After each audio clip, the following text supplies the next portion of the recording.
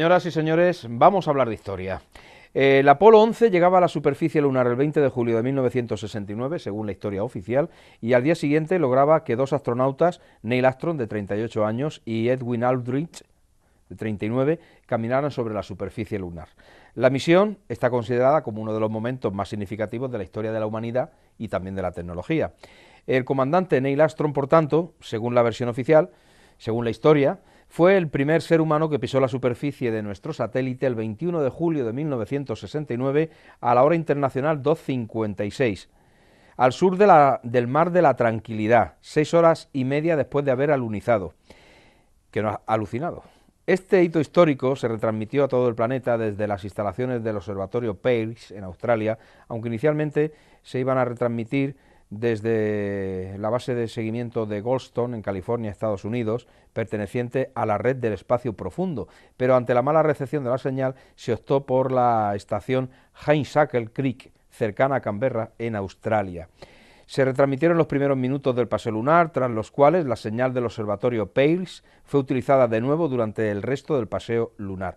Las dos instalaciones de un organismo que tiene un nombre muy raro, situadas una en Madrid, en Robledo de Chabela, España, también perteneciente a la red del espacio profundo, sirvieron de apoyo para todo aquel viaje de ida y vuelta. El 24 de julio, los dos astronautas lograron un perfecto amerizaje en aguas del Océano Pacífico, poniendo fin a su misión. Hasta aquí la versión oficial, muy resumida. A partir de algunos aspectos un tanto llamativos en los registros fotográficos y filmográficos de los tripulantes del Apolo en la Luna, muchas personas sostienen que se trata de un montaje, de una falsa producción realizada en un estudio que fue producida con diferentes efectos visuales. Parte de la culpa de que esos escepticismos se mantengan la tiene una película de ciencia ficción de Peter Hyams, Capricornio 1, una película de 1977 que contaba una fallida misión tripulada a Marte por la NASA, y ante los problemas que impiden su lanzamiento, deciden simular enviando a los astronautas a un remoto lugar donde harán creer a todo el mundo que realmente están en el planeta rojo. La película dio pábulo a los apoloescépticos, que la tomaron como una prueba más de sus teorías sobre la falsidad del Apolo 11, porque la NASA colaboró en la realización de aquella cinta. Las tres patas de toda la teoría de que la conspiración alrededor del Apolo 11 son la falta de estrellas en las imágenes tomadas en la superficie de la Luna, el hecho de que la bandera allí instalada por los astronautas parece moverse y que no se formó ningún cráter bajo el módulo de descenso cuando aterrizó, algo que debería haber ocurrido al utilizar su motor para asegurar el alunizaje. Bien, dirán, ¿por qué esta mini lección de historia, parte real y parte no real, según la historiografía oficial? Pues porque mañana a las 8 de la tarde, en el auditorio de música de nuestra localidad, Rafa Benítez, conocido como Ralph Billinman en sus publicaciones, va a ofrecer una conferencia titulada ¿Crees que llegamos a la Luna? El ser humano, se refiere, Moon. Y yo aprovecho, así de entrada, bueno, aparte de darle la bienvenida a Rafa, muy buenas noches, bienvenido, para preguntarte así con rotundidad, ¿llegamos o no llegamos a la Luna, el ser humano? No. ¿Por qué? Pues porque hay pruebas científicas y pruebas circunstanciales que demuestran que no fue así. Las pruebas científicas, bueno, hay alrededor de la Tierra, por su propia rotación, existe una radiación magnética que se llama cinturones de Van Allen. Los cinturones de Van Allen fueron descubiertos por este señor, se llamaba Van Allen, que en 1957 colocó un contador Geiger en uno de los cohetes de prueba y pudo ver que la radiación era muy elevada, mucho. Estamos hablando de 400 a 1000 rems de radiación. Tenemos que tener en cuenta de que un ser humano solamente es capaz de soportar sin ningún tipo de lesión 10 rems por hora. Pero soportar más allá de esos 10 ya empieza a causar problemas. En el primer cinturón, que está a una altitud entre los 90 y los 5.000, 6.000 kilómetros de la Tierra, su máximo cenit se oscila entre los 3.000 y los 4.500, tiene una radiación de 450 a 1100.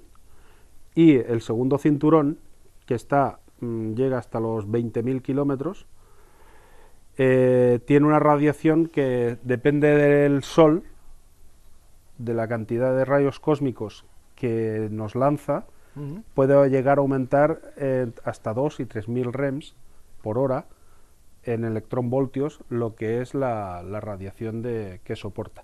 Bueno, eso es una protección para nosotros, es decir, es una barrera de protección que lo que hace es que frena los rayos cósmicos procedentes del Sol y de las galaxias, y lo que hace es que evita que la Tierra se convierta en un microondas, literalmente. Pero no exime de que los astronautas, con un aislante o un blindaje, digamos, de aluminio de un espesor que no llegaba ni al centímetro, pudieran protegerse de la radiación. Eso ya es un hándicap importante. De hecho, en aquel momento.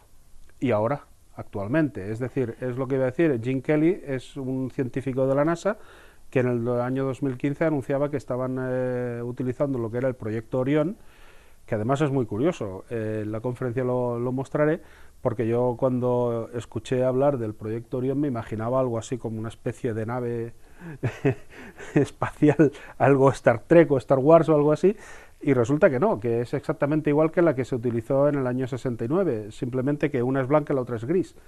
Y están estudiando actualmente qué tipo de blindaje puede soportar ya no solamente una persona, sino los propios mecanismos y los propios instrumentos electrónicos que lleva la cápsula, y la van a someter al primer cinturón, ni siquiera al segundo.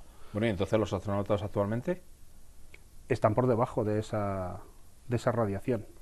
Normalmente operan, a la estación internacional está a 400 kilómetros de altitud, y pero ya le afecta esos cinturones de Van Allen. Sí, pero a ver, no es que afecte, lo que afecta es el cenit, lo que he explicado antes, que el cenit oscila entre los 3.000 y los 4.500 kilómetros de la Tierra. La que empieza en los 90, no. No, eso es una radiación muy baja. Vale. Estamos hablando de que, por eso he dicho que una persona puede soportar 10 rems perfectamente. Incluso 10 rems viene a ser como por debajo de una radiografía. Entonces, cuando uno se somete a una radiografía, puede llegar a 15, 20 rems, pero como es tan poquito el tiempo, es prácticamente imposible que cause daño celular, estamos hablando. E incluso, por eso las personas que trabajan en rayos, en los hospitales, ellos están detrás de un blindaje de plomo, porque están expuestos durante mucho tiempo, durante muchas horas, a ese tipo de radiación. Porque la radiación no solamente se enfoca en el punto, cuando uno dispara para hacer la radiografía, se expande. Entonces la radiación es como las ondas de un microondas, salen por todos lados, y ellos necesitan... Que si le pusiésemos color, nos volvíamos locos. Claro, si le pones color, entonces lo veríamos. Lo que hace es eso, en la estación internacional está sobre 400 kilómetros, y la mayoría de las misiones que se han realizado oscila entre los 100 y 150 kilómetros de altura. ¿Y la Luna a cuánto está? A 350.000. De hecho, hay un detalle. Menudo depósito de combustible. Debía llevar el Apolo 11 aquel. Sí. Bueno, decían que llevaba lo que es una aleación química, que al fusionar los elementos era lo que explosionaba y hacía que lanzaba. Pero bueno, en el espacio no es constante el impulso, porque correcto. Ellos iban impulsándose a rato. Es un vacío, entonces en el vacío, con solo que impulses una vez, mantienes esa velocidad porque no hay fricción. Sí. El detalle que te quería decir era porque cuando se lanza un satélite geoestacionario, como puede ser el Meteosat, porque los televidentes lo conozcan, sí, por no decir otros, son satélites que están a una altura de 35.000 kilómetros de la Tierra. Están ya fuera de los anillos, pero el trayecto que va desde el lanzamiento hasta el estacionamiento del satélite geoestacionario es que queda fijo en una órbita por la gravedad entre la Luna y la Tierra, entonces queda en medio, como si estuviera sujeto. y entonces nunca no tiene variación, siempre va siguiendo la rotación del planeta. Y esa es la altura que tiene que tener. Lo que ocurre es que va blindado, es decir, cuando lanzan el satélite hasta que se geoestaciona, va blindado para proteger los mecanismos y los circuitos que lleva, que no sean afectados por esa radiación. Otro detalle, en el año 1969, en el periodo de lanzamiento, pese a que si miramos la página web de la NASA y miramos la versión oficial, nos va a decir que la actividad solar era muy baja o escasa. Es todo lo contrario, es decir, se ha visto y se ha demostrado por tablas, además que facilitó la Unión Soviética en su día, que la actividad solar era altísima, era de la más alta de la década, de las más altas. Quiere decir que si esa actividad solar chocaba directamente con los cinturones de Van Allen, los cinturones de Van Allen tienen esa oscilación de REMS, estamos multiplicando la radiación. Y podemos pasar de 1000 a 10.000, a 15.000, con lo cual, al pasar los astronautas a 11.000 kilómetros por hora por esos cinturones que estuvieran expuestos, digamos, 1 hora, hora y media, lo sumo, o 2 horas, a 2 horas en el cinturón, literalmente estarían en un microondas. Esa es una prueba científica, es decir, eso existe. Y la NASA actualmente está estudiando de cómo blindar sus aparatos para poder poner un ser humano a esas distancias. Entonces la primera pregunta que a cualquiera nos surge es ¿por qué ese empeño desde los Estados Unidos, que fueron los promotores, en hacernos creer que el ser humano ha estado en la Luna? Bueno, ¿qué hay detrás? Detrás hay una competencia brutal contra la Unión Soviética, porque la Unión Soviética estaba batiendo todos los récords en la carrera espacial. Es decir... Sí, entonces en aquella época estábamos en plena Guerra Fría. Claro. Y mantener la hegemonía mundial de que Estados Unidos, primera potencia, no solo económica, sino militar y además espacial, eso era la repanocha, porque ellos no podían permitir bajo ningún concepto que los soviéticos los ganasen. De hecho, ya Kennedy en el año 1961 anuncia, y además con una gran certeza, que antes de que acabara la década habría un hombre caminando en la Luna, por difícil que fuera. Bien, esto lo que hace es que nos sitúa a un montón de gente, de científicos y tal, para conseguir que, primero, poner un cohete en órbita, crear los motores, las potencias, y eso lleva un trabajo tremendo. La construcción de ese cohete, la cantidad de empresas que entran en juego, el costo económico, qué beneficios pueden sacar, y no se miró qué beneficios se pudiesen sacar. No, ninguno. Es decir, se invirtió tanto dinero que no les importaba el beneficio que pudieran obtener. Simplemente era arrasar, hasta el montante de 132.000 millones de dólares de la época. Estamos hablando de una burrada. ¿Que nunca se rentabilizaron? No, porque solo se recogió el 7%. Entonces jamás se rentabilizó, ni siquiera se rentabilizó luego en las posteriores misiones Apolo que se hicieron. Pero bueno, ellos contaban con von Braun, que era el científico alemán del Paperclip, que era el que diseñaba los V1 y V2 de los nazis, y entonces sobre eso él estaba construyendo los cohetes.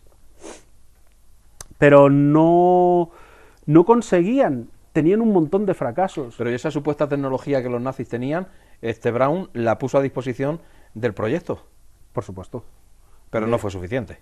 No, ni suficiente ni remotamente. Es decir, tú imagínate de que yo, sin ningún tipo de preparación, me enfrentara en una carrera con Bolt, que es el campeón de Usain Bolt, con Bolt, que es el campeón del tío más rápido del mundo actualmente. Bueno, y yo cogiera y hiciera pues 30 o 40 carreras con él, y todas las perdiera. Y la final, voy y le gano. No sé, es como... Sí, haciendo trampa puedes ganar. Claro, ¿no? Y que puedo pensar, claro, bueno, este tío ha apostado a su favor, es decir, yo pierdo y ha puesto en contra mía, ¿no? Sí. Y se ha llevado una pasta. Eso lo podría pensar, pero eso fue realmente lo que ocurrió. Es decir, los soviéticos cogen y ponen el Sputnik en el 57. A continuación, que era un satélite. Sí, que era un satélite que orbitaba, pero bueno, ya fue la primera conquista espacial. Sí. No lo digo por la gran diferencia que hay del Sputnik a esta misión del Apolo 11. Sí, por supuesto. Ellos ya consiguen de que el bip, bip, bip que sembró el terror americano, porque además no tenemos que olvidar de que Estados Unidos es el país con más miedo del planeta. O sea, bueno, no sé yo ya a estas alturas si Estados Unidos, Europa entera o todo el mundo occidental. Bueno, actualmente sí, pero también estamos hablando de la época porque yo me estaba situando en aquella época, ¿no? Sí. En aquella época lo que ellos eran verdadero pavor y terror lo que tenían de que los rusos, los soviéticos, pudieran conseguir cualquier cosa, vamos, que se imaginaban. De todas formas, es la mejor manera de manejar a la sociedad. Sí, claro, con el factor miedo, claro, por supuesto. Después del Sputnik cogen y ponen a Laika, a la perrica, la ponen en órbita. No regresó, se frilló, literalmente. ¿Como consecuencia de esos anillos de Van Allen? Claro, porque ellos lo que querían era que a ver dónde era capaz de llegar el cohete. El cohete ya desapareció, debe estar vagando por ahí. Y luego pusieron un chimpancé, que el chimpancé sí que regresó, pero curiosamente aquí fue donde ellos se dieron cuenta de por qué un hombre no podía viajar al espacio. Entonces cogieron y metieron a Gagarin, que Gagarin fue el que dio la vuelta a la Tierra y volvió. Solo hay que ver cómo salió Gagarin cuando lo cogen, y salió temblando como un flan. Vale, ¿qué ocurrió? Esta es la segunda, otra prueba científica. Se llama resonancia Schumann, o ondas Schumann. Otto Schumann era un científico alemán que descubrió en el año 1957 o 58, plasmó matemáticamente de que la Tierra resuena a una frecuencia determinada, que son 7,8 ciclos por segundo. Que eso coincide con la vibración que tienen los mamíferos en el planeta, incluido el ser humano. Entonces, fuera de la Tierra no existe esa vibración, ese pulsar constante que la Tierra nos da a nosotros, con lo cual la persona que sale fuera y no es sometida a ese pulsar, enferma, pero radicalmente, y enferma de manera grave, porque empieza con unos dolores de cabeza, con náuseas, con vómitos, y ya me explicarás si una misión tan delicada como fue el Apolo 11, en aquella época, mareados, con vómitos, hechos polvo, podían manejar eficientemente y sin ningún tipo de fallos y sin nada esa misión, llegar a la Luna. Actualmente en la estación espacial se está utilizando una simulación de la resonancia Schumann, que es un pulsar que no se oye, simplemente está para que los astronautas que estén allí pues no sufran esas consecuencias. Esas son pruebas científicas. Sí, hay más. Hay muchas más, evidentemente. O sea que estas tres pruebas que yo he dicho, bueno, estas tres pruebas no, estas tres características del suelo, que no se produce el cráter, de la bandera y tal, pues son poco menos que insignificantes con respecto o en comparación a lo que tú acabas de apuntar. Bueno, esas son las pruebas circunstanciales. Entonces, las pruebas circunstanciales ya se basan en las fotografías que la misión obtiene. Vamos a ver. Hablamos de un coste. Normalmente las personas que estén a favor de la visión de la versión oficial van a decir que no, que eso es conspiración, que esto lo sacan de la manga y tal, ¿no? Pero solamente hay que investigar un poquito y utilizar un poco el sentido común para verlo desde una parte, digamos, un poco, una mente abierta. Vamos a ver, las pruebas circunstanciales. ¿Cómo es posible? Vamos a hablar de una cosa muy sencilla porque tampoco quiero desvelar toda la conferencia aquí, ¿no? No, claro. Vamos a hablar de la cámara Hasselblad que ellos llevaban. Armstrong llevaba una cámara Hasselblad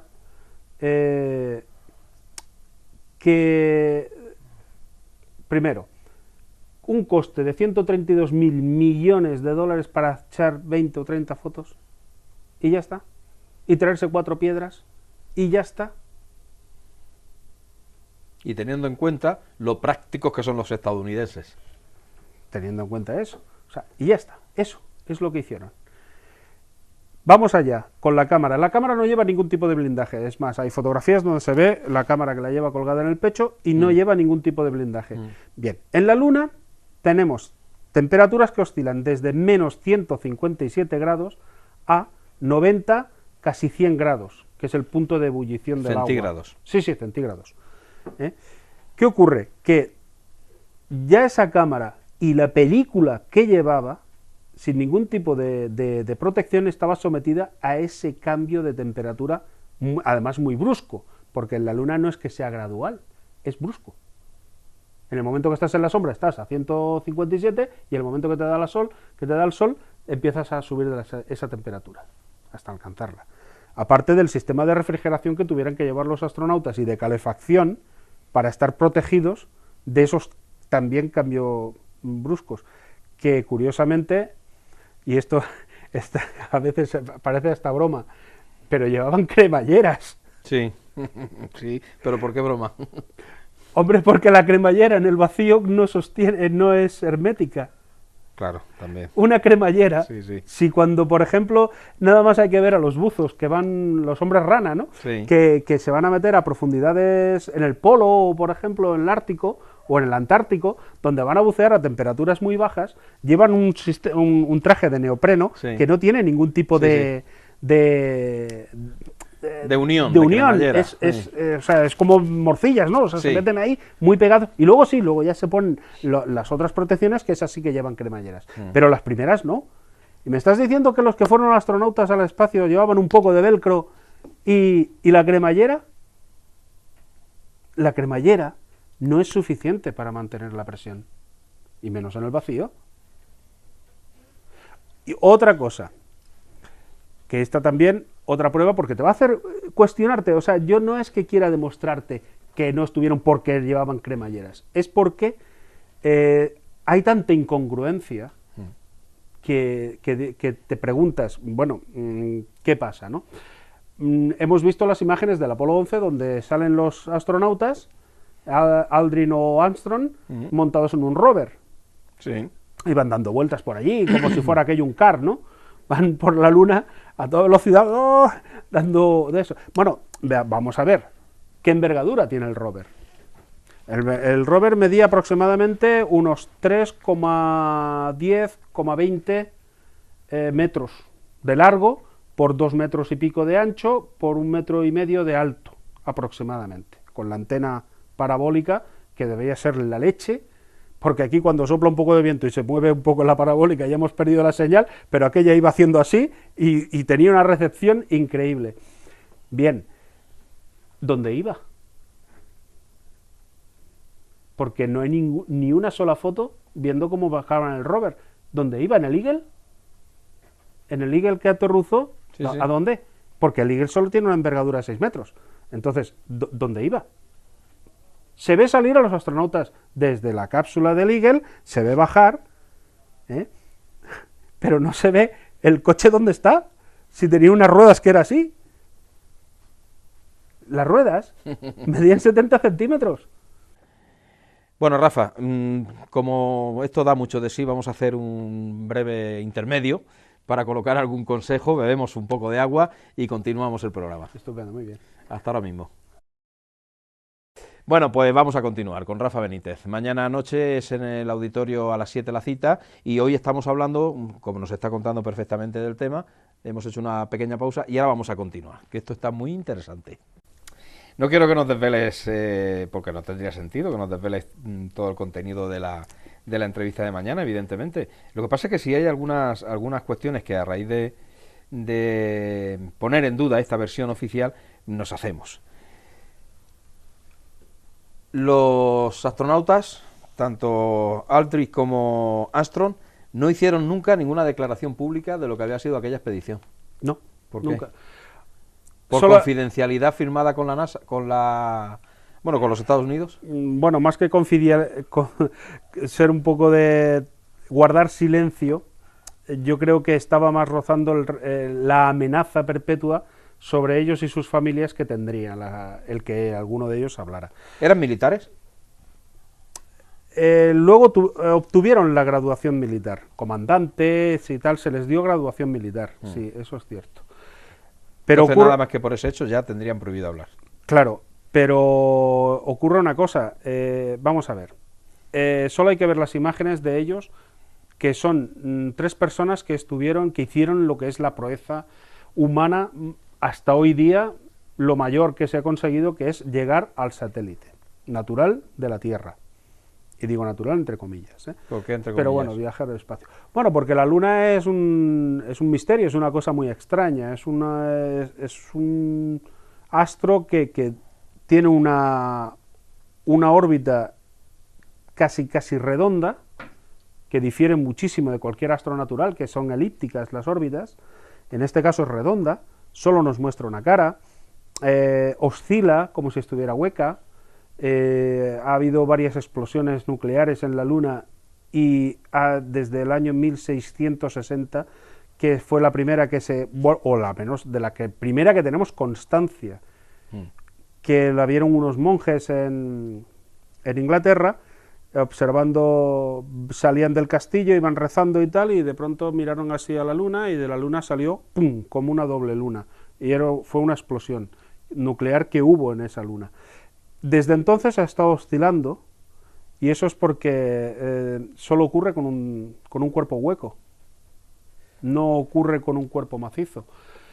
También otra de las cosas que se sospecha es porque, a ver, esto no lo digo yo, esto lo dicen dos científicos rusos, que fueron los que observando y según ellos la Luna puede ser hueca.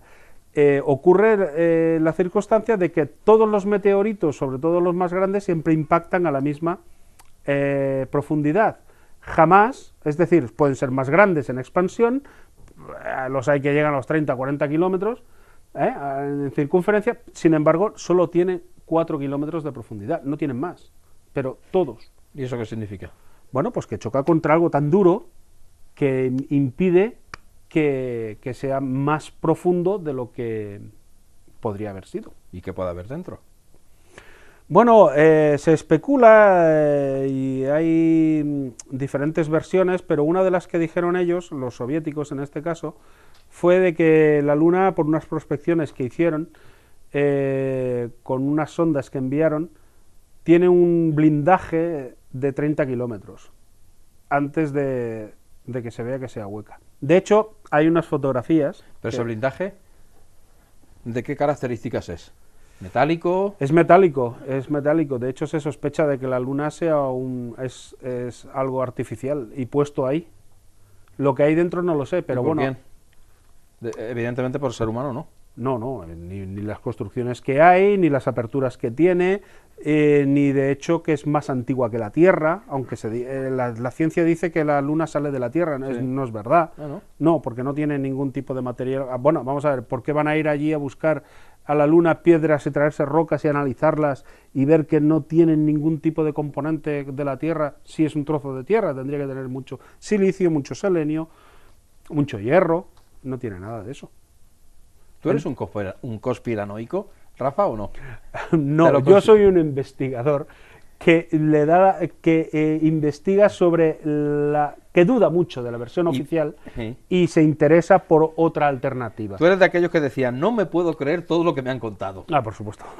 ¿Y por qué os catalogan así, con esa, además casi despectivamente? Es que es despectivo porque los conspiranoicos. ¿Por qué? Sí, porque es una mezcla de palabras entre la conspiración y maniático, ¿no? Entonces forman el conspiranoico como si fuéramos una especie, vamos...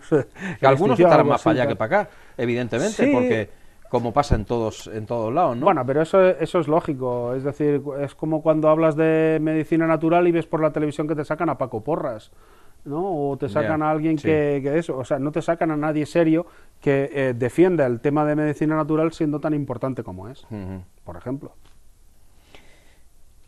Entonces lo de las colonias espaciales, ¿hasta qué punto podemos creer que eso vaya a ser verdad en un futuro tan inmediato como nos cuentan? Bueno, de hecho, se está avanzando mucho en lo que es el tema de blindajes, y en el momento que tengan ya superado el tema de los cinturones de Van Allen, lo que serán las expediciones reales a la Luna y a Marte y a cualquier otro planeta, casi dentro de 150 años estará a la orden del día.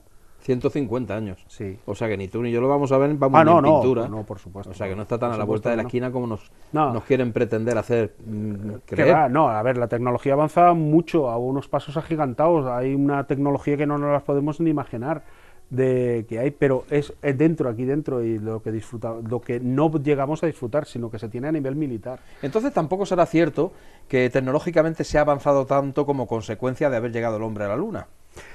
No, a ver, lo que sí ocurrió fue que la mayoría de empresas que intervinieron en el proyecto para poder poner a un hombre en la Luna, sí que se beneficiaron de los inventos que se desarrollaron, y la humanidad sí que es cierto que se ha beneficiado. Bueno, de hecho, una de las cosas que se inventaron fue el velcro, y el velcro se ha beneficiado muchísimo. A nivel tecnológico, venga, vamos a ver, cualquier teléfono móvil de hoy día tiene más memoria RAM y más memoria interna, en cuestión de gigas, que el ordenador de a bordo del Apolo 11, que contaba con 40 megas. ¿Cómo puedes mandar al espacio una misión tan sumamente delicada que necesita procesar millones de bits y llegar a gigas y a terabytes de información, tanto de ida como de vuelta, todos los controles, todos los parámetros, contar con lo imprevisto? ¿Qué hay allí? O sea, nadie había llegado tan lejos y todo iba muy seguros.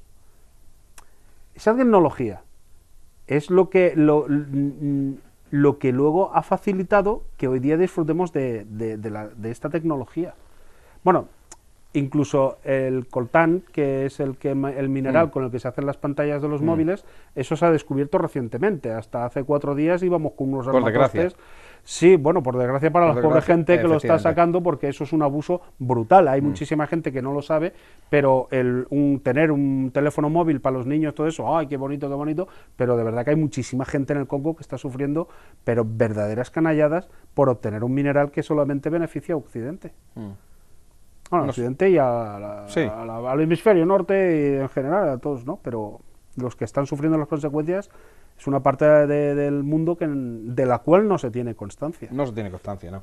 He dicho por desgracia, pero bueno, la desgracia es que no los que manejan esta sociedad occidental, como tú dices, o del hemisferio norte, no tengan la decencia y vergüenza de poner en primer lugar al ser humano y no en primer lugar al elemento, en este caso al mineral, que está destruyendo al ser humano de aquel país. Pero en fin, a mí me llama la atención mucho una de las cuestiones que te voy a decir. Hace casi 50 años que supuestamente el hombre llega a la Luna y ya no ha vuelto después. Con los avances tecnológicos que han habido, no ha sido capaz el ser humano de volver a repetir aquella proeza. Llama la atención, ¿no? Ellos nos venden la idea o la publicidad de que fueron en varias misiones hasta el Apolo 18, 17, 18, más o menos, y que oscila entre el 69 y el 73, más o menos. Y siempre los americanos. Sí, siempre los americanos. Los rusos, ni siquiera a los chinos. Claro, los rusos sabían de eso, de que era prácticamente imposible. De hecho, ellos tardaron muy poco tiempo en darse cuenta de que era un fraude. Lo que ocurre es lo siguiente, verás, la pregunta sería, si los rusos lo sabían, ¿por qué nunca han dicho que el hombre no ha estado en la Luna? Porque a ellos en aquella época les hubiese costado muy poco decir, señores, esto es mentira, lo han rodado en un plató porque no se puede salir. Pero sin embargo guardaron silencio. Bueno, eso fue una concesión secreta, política, que tuvo la Casa Blanca con el Kremlin en el año 69. Había muy poquita gente que sabía que iban a rodarlo en un plató, y sabía muy poquita gente que los astronautas fueron sacados antes de lanzar el cohete. Todo el mundo estaba convencido, al menos los americanos, y el mundo entero estaba convencido de que el cohete se lanzó y que los americanos llegaron a la Luna. Pero centrémonos en la gente del proyecto. 400.000 personas, ingenieros, técnicos, un montón de gente que estaba trabajando en ese proyecto, estaban realmente convencidos de que eso fue así. Sin embargo, los soviéticos descubrieron en muy poco tiempo que eso fue un fraude, más que nada porque hay un error muy grande. ¿Cuál? El retardo entre las emisiones y la Luna. Esperaron demasiado tiempo. 4 segundos. Esa fue la primera pista. ¿Por qué? Porque la Luna solamente está a 327.000 kilómetros de la Tierra. Solo. Sí, y digo solo porque eso para el espacio no es nada. Es decir, estamos hablando de hecho, se mide en unidades astronómicas las distancias, años luz y tal, para contar una distancia, ¿no? Si tenemos en cuenta que la Luna está a esa distancia, la luz solo tardaría 1 segundo en llegar, Sí. con lo cual esa emisión tardaría 1 segundo en llegar.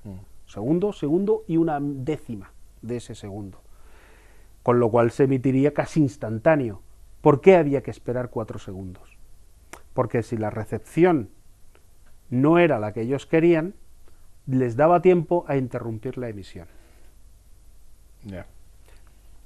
Por ejemplo... Sí, como se hace con la gala de los Oscars de Hollywood y con algunas otras determinadas. Claro, cualquier emisión de... Retardan en 4 o 6 segundos la emisión para si hay alguna cosa que no es a su gusto. Un fallo, Sí. una palabra que no procede o lo que sea, les da tiempo a accionar, a pulsar un botón y le pongan el stand-by, que entonces era muy famoso el stand-by, please, stand-by, era como una carta de ajuste que te ponían, y esa carta de ajuste, pues a ellos les daba tiempo para modificar o esperar a que la cosa saliera bien. En aquella época que hubiese un corte de stand-by procediendo a una emisión de la Luna, pues claro, sería lo más comprensible y más normal, ¿no? Nadie sospecharía de eso.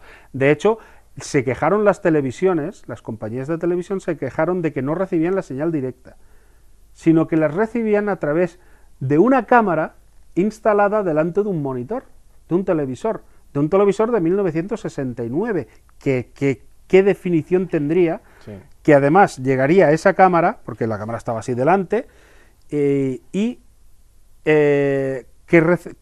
imagen se recibiría en los hogares de todo el mundo. De hecho, unas imágenes con una definición fatal. Hoy día se puede grabar con un móvil una pantalla y veremos que aunque se ha mejorado muchísimo lo que es el parpadeo de las frecuencias, todavía hay móviles que detectan ese parpadeo. En 1969 la frecuencia en Estados Unidos era de 60 hercios por segundo, con lo cual cambiaba, y sigue siéndola, ¿no? Pues cambia 60 veces por segundo, se vería imágenes saltando en blanco y negro, casi todo tanto, o un parpadeo constante. Con lo cual la imagen, la definición era pésima. Podías estar en cualquier lado. Bueno, Rafa, me surgen infinidad de preguntas, pero yo, en fin, entiendo que el protagonismo tiene que dejarse para mañana noche, o para esta noche, según vean esta entrevista, porque la estamos haciendo en esta noche del viernes, pero también, como saben, la reponemos en el mediodía del sábado. ¿Algún dato que tú quieras lanzar para que nos quede todavía más la ansiedad por acudir a escucharte? Oye, por cierto, una curiosidad, macho, ni un papel delante, menuda cabecica la tuya, ¿eh? Ni un papel delante y la cantidad de datos que nos... Bueno, normalmente las conferencias las hago así, no llevo ningún papel. Joder. Me las planteo... ¿Cuántos gigas tienes en la cabeza? Bueno, o teras ya. Teras. Porque, macho, menudo almacenamiento. Bueno, supongo que será cuestión de... a base de machacar. Esta es un tema que he tardado aproximadamente 3 meses en preparármelo. Ya en el mes de noviembre, que diseñé o tomé la iniciativa de hacer la conferencia, a partir de entonces pues he estado dándole vueltas, estudiando, repitiendo muchas cosas para fijarme en muchos detalles, ver muchísimas fotografías, y supongo que esa preparación es lo que te hace que ya memorices más o menos de cómo va el tema. Bueno, también porque escribo y tal. Por eso te iba a preguntar, la literatura, ¿qué tal? ¿Cómo la llevas? Bien, bueno, bien. A veces un desastre, porque hay momentos en los que te queda uno bloqueado. He hecho un descanso en el mes de diciembre por el tema de Navidad, pero me ha costado muchísimo retomar el tema porque ahora estoy en una etapa de NUT que es muy delicada. Muy delicada, primero, porque es un tema muy amplio. Un día tienes que venir para hablar de NUT. De NUT. Sí, lo he leído. ¿Has leído Doren? Doren, perdón. Leído Sí, Doren? bueno, no es que es el protagonista, llevas razón. He leído Doren, correcto. Y a pesar de las pocas páginas, no llega a 200. No. Que tiene el libro, macho, la cantidad de información y de trabajo que hay detrás de esas 200 páginas, te lo has currado. Bueno, es muy difícil plasmar, es lo que te quería decir, es muy difícil plasmar una cantidad de información, hacerla verosímil y decir en muy poco espacio todo lo que tú quieres transmitir. Ya no y solamente además de una forma amena. Claro. Desde el punto de vista del lector, digo. Sí, que no sea un tocho histórico pesadísimo. Y si te interesa, bueno, pues da fuentes ahí para que tú, por tu cuenta, sigas conociendo más detalles. Exacto, y además toda la información que está en el libro se puede encontrar fácilmente en internet, simplemente indagando un poco sobre los personajes en cuestión.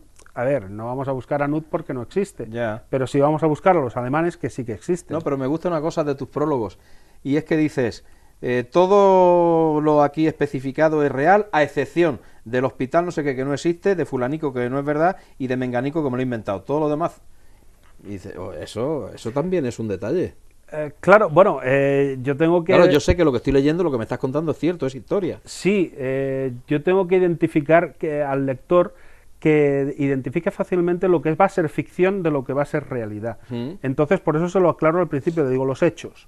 En este caso de Doren, pues yo lo digo, todas las batallas, nombres, científicos, armamento, todo lo que parece es real, a excepción de, pues, obviamente los personajes principales, que son los que desarrollan la historia, y Nut, que además habla en primera persona, y es el que tiene que ir desarrollando toda la historia. Lo del bombardeo británico sobre Berlín es tremendo, es una página... Sobre Hamburgo. Hamburgo, perdón, sí. Me has leído la mente, porque la Operación Gomorra... Sí, Hamburgo, perdón. Operación Gomorra, correcto. Fue una de las más dolorosas como ser humano, que a la hora de plasmarla en un párrafo y medio que lleva prácticamente es una hoja. Sí. Y... No, pero te da pie a que luego, como tú dices, cojas información por otro lado y se te ponen los pelos de punta cuando ves los resultados de aquella operación. Y las fotografías y todo eso. Sí. Y ves que utilizaron el fósforo blanco de la manera que lo utilizaron. Que fíjate una cosa, cuando Israel lo utiliza, el fósforo blanco, en la Guerra de los 6 días, en Europa se montó la de Dios, diciendo que, ¡ay, madre mía, son unos criminales, que todo eso! Sin embargo, lo utilizaron los ingleses contra los alemanes y aquí no dijo nadie ni mu. Porque era una guerra mundial, me imagino. Sí, bueno, eso también. Y bueno, no, pero sobre ese libro ya te digo que un día tienes que venir a contarnos detalles del mismo. Rafa, te decía, y entre que tú tienes muchos datos y que yo tampoco pregunto, pues aquí al final nos vamos liando de tema en tema. Una pincelada para captar un poco, si cabe todavía más, la atención de nuestros telespectadores de cara a la conferencia de esta noche, o de mañana noche, según nos vean. Una pincelada. Bueno, pues yo lo que les diría a los televidentes y a los ciudadanos de Jumilla que no se pierdan esta conferencia, porque al final de la misma voy a poner un vídeo que dura aproximadamente 15 segundos, donde se ve realmente que el hombre no fue a la luna. Aparte de disfrutar mucho con todas las fotografías, las pruebas, porque las pruebas científicas están muy bien, pero las que más disfruta uno son con las circunstanciales, porque son las más divertidas. Las que se prestan, claro. Claro, porque entonces es cuando vemos todos los fallos garrafales que cometieron. Que eso no es científico, es simplemente desinformación pura y dura, y que no tuvieran en cuenta la tecnología de después. Rafa, muchas gracias por haber estado con nosotros. A vosotros. La medicina natural, por cierto, ¿cómo la llevas? Bueno, bien, la medicina natural, ahí está. Ahora estamos en época de gripes, ahora estamos con muchísimo frío. Este miércoles estuvo nevando y tal. Y Me decía el otro día una chica que le había recomendado que en esta época era esencial el orégano. bueno, el orégano, a ver, el orégano es como la panacea universal, ¿no? Prácticamente, no, en serio, sirve para muchísimas cosas. Es decir, el orégano es un antiséptico, va muy bien para el sistema respiratorio, modifica toda la flora intestinal, regula el tránsito intestinal, quita las gastritis, las gastroenteritis, funciona muy bien para los bebés, es fenomenal para los cólicos, unas cucharadicas, tampoco hay Sí, que sí, darle. sí. En una infusión de orégano se le da un poquito y tal, y previene muchísimo lo que es la gripe y los resfriados porque fortalece mucho el sistema inmunitario. De verdad que es una planta que es muy poco conocida, pero con unas prestaciones Muy tremendas. agradecida. Sí, la verdad que sí. Ujú. Sí, sí. Muy bien, pues ya ves que yo aprovecho, ya que te tengo aquí, Nada, no, para un roto y un descosido. lo que haga falta. Gracias, Rafa. Mañana A nos vosotros. vemos en el auditorio a las 8 de la tarde. A las 7, a las 7. Ah, a las 7. Esa, de 7 A las a 7. 9. Iremos un poco restricciones con restricción de tiempo porque a las 9 quieren cerrar, pero bueno, yo supongo que para las 8:30, 9 menos cuarto ya habremos acabado. Pues a las 7 de la tarde en el auditorio. Muy bien. ¿Crees que el hombre estuvo en la luna? Vamos. Cada cual que siga pensando lo que quiera, pero mañana que acuda a la cita del auditorio a las 7 de la tarde, porque Rafa Benítez va a hablar con todo lujo de detalles, con pruebas no circunstanciales solo, sino también científicas, de por qué él defiende que aquello fue un bulo. Mañana nos vemos. Buenas noches.